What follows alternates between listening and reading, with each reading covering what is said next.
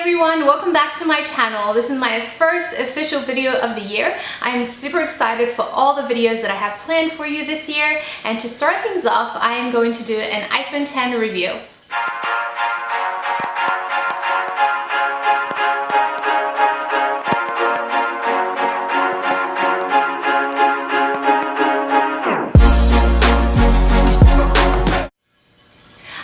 Caved in and bought this phone. To be honest, when the release came out, I wasn't thinking of upgrading at all. First off, this phone is super expensive, and I really didn't want to pay $1,000 for a phone that was not perfect in any way.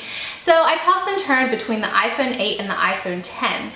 In the end, I went for the iPhone X. Just really, when I saw it, I caved in. It looks beautiful. The screen is amazing. It's all completely OLED. It's screened from corner to corner. I mean, how could I resist?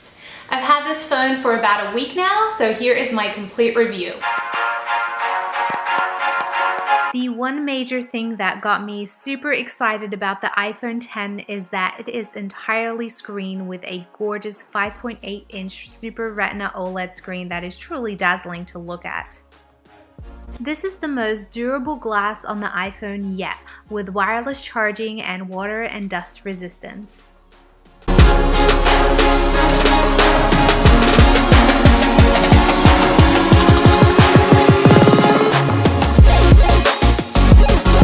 I chose to get the silver phone, but it also comes in a space gray. In the box, we have the regular power brick, the AirPods, and yes, Apple still gives you the wired ones with the lightning connector that I'm sure all of you hate, since I know I will most likely lose it, so I decided to purchase the AirPods that work seamlessly with all my Apple devices. We also, of course, have the lightning cable as well that comes in the box. Being an iPhone 6s Plus user in the past, it took a little bit of getting used to the iPhone X, like swiping up to open since there is no home button. To get to the control center, you swipe down on the right, and swiping down in the middle takes you to the notification center. To close apps, you swipe up and you hold, press, and hold will give the option to delete.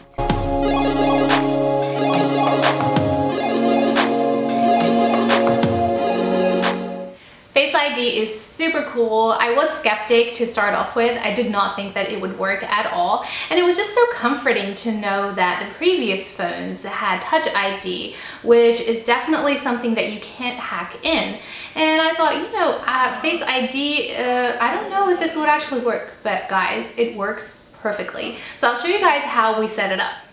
So when you first start off the phone, it actually prompts you just like any other iPhone. It prompts you through on what to do and how to set up Face ID. Okay, so I'm just gonna go ahead and reset my Face ID that I already have on here and just redo the whole thing again, just to show you guys how easy it is to go ahead and set it up.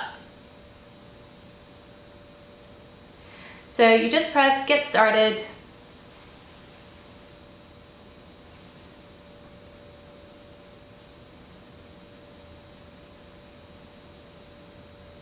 Move your head around.